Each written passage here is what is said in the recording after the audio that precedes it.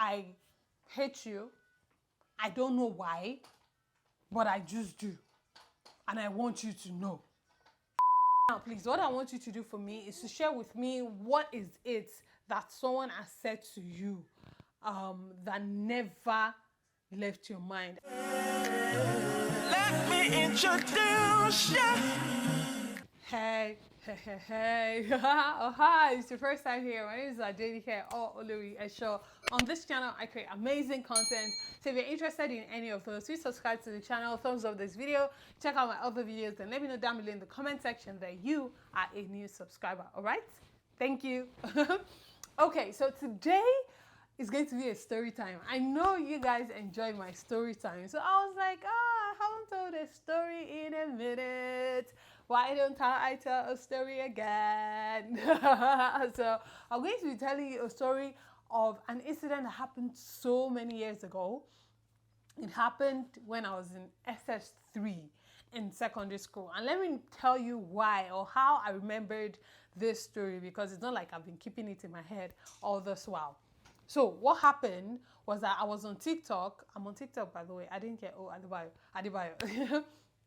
So I was on TikTok and, I was scrolling and I saw this trend of someone saying, oh, tell me something that someone said to you that I've never forgotten, right? And some were positive and some were negative, but that sentence just drew me back so many years ago, and I was just like, oh my gosh, I can't believe I still remember this. And then I went on my Instagram page. Sometimes I just like to go through the years and memories, and I was scrolling down, and I saw this post that I did talking about this story that I am about to tell you, and I was like, oh my gosh. I just know it will encourage someone and will also be able to learn from it to realize how powerful our words are. Okay, so this happened back when I was in SS3 in secondary school and I was in a boarding house. Okay, a few facts to establish before we get into the story. The story itself is quite short, but what makes a story interesting is not the story itself, it's how the story is told. You feel me?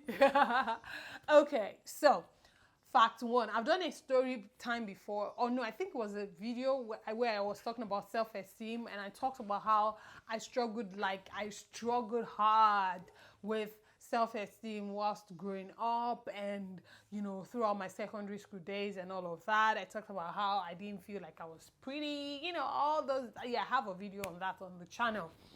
So that was still the situation at the time. And also, in secondary school, we always had cliques.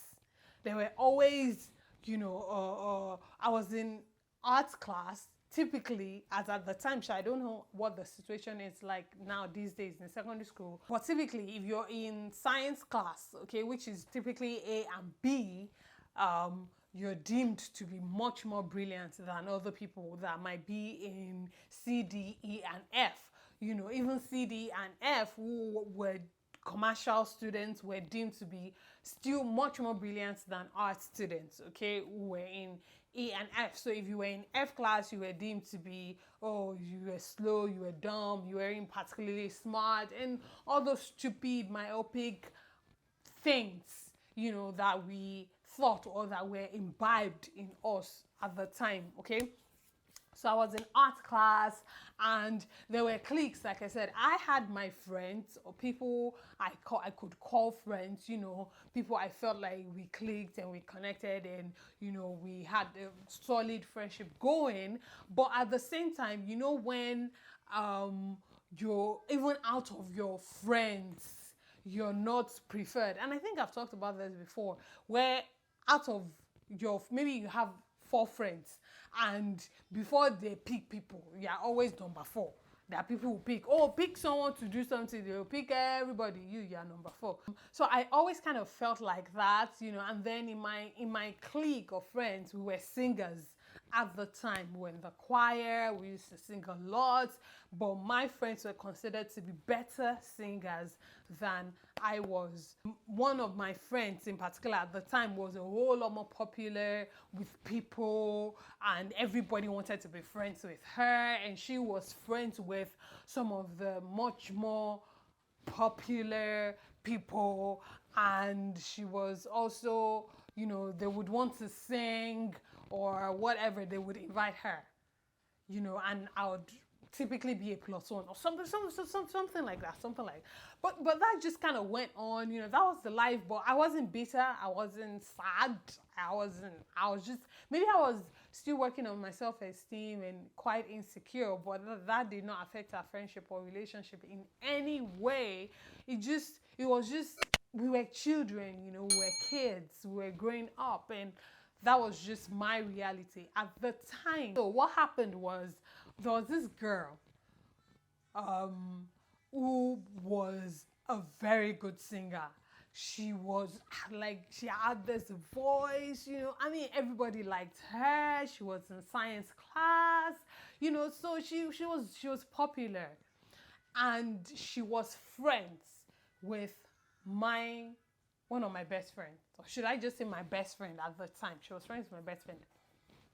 So they'll typically do stuff together, maybe they would want to do stuff. I might not even get invited to do the stuff with them, or maybe they want to sing a verse. They'll say, no, I should just sing chorus, I don't get a verse. Like I don't get a solo. Yeah. And I could sense it a little that, okay, maybe she didn't like me, but I mean, it wasn't like she was paying my school fees or feeding me or anything. So, and she didn't bring it to my face. So we didn't have a fight or anything. So I remember I left it, like I didn't say anything. But this particular night, we were in class during, what do they used to call it? That period between 7 and 9 p.m. where you're supposed to be prep time. Is it prep time? Where you're supposed to be studying in class in the evening. Prep. It's prep. Hey, so many years ago, over a decade ago. Anyway, during that period, we were in class, just, SS3, we were done with, I think we were done with our exams, we were preparing for JAMB or WAEC or whatever.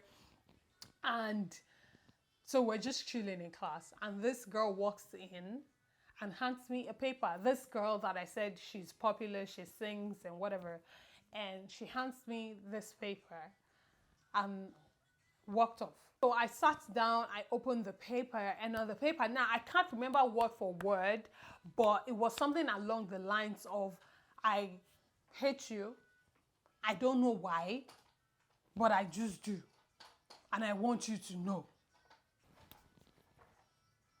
I remember thinking to myself, okay, I felt bad. I felt so bad. I think I told my best friend at the time, or I showed her the paper, and she just kind of dismissed it, like, oh, don't take her seriously, that's how she does, or something like that. And that was the end of the conversation. And in my mind, I kept thinking, but you don't know why you don't like me, and you still have the guts to tell me that you don't. So what am I supposed to do? Not talk to you? Not like, why are you telling me? Why would you give me that type of notes? Do you understand? So it was, now I know what bullying is, and now I know that some of the things that were a norm to us back in the day in secondary school, and they're not norm. They're not things that kids should have to go through. I wouldn't want my kid to go through that. Who are you? I can't even lie and say that, I wasn't hurt. No, I was hurt. And obviously I was hurt because I'm a full-grown woman. I even have a baby now, and I can still remember, So that just goes to show how powerful our words are, and how we might do some things innocently, and the other person does not find it funny, and it impacts people the wrong way, So I still remember her name. I still know who she is. Now, she probably doesn't remember. Do you understand? Like, she's just like living her life, and she doesn't know that she, as a child, left a scar on the heart of another child, and we can say, oh, we're kids, we didn't know better at the time. I'm not saying I was a perfect child or whatever. I'm just saying that some of us, even though we're grown now, we're still badly behaved. We still talk anyhow, behave anyhow, treat people anyhow. And so we need to learn to do better. We need to start being more mindful of how we treat people, how we speak to people. Because the thing is, people like children, their minds are so impressionable that they take things and they run with it. You know, we see it on the news every day. Kids who take their own lives because of being bullied, you know, being punished by a senior. I mean, that incident that happened recently with that boy in that boarding house, you know, that was horrific for a child to have to go through that. I can think of numerous seniors right now who at the time in school destroyed different lives because, oh, go and fetch me water at 2 a.m.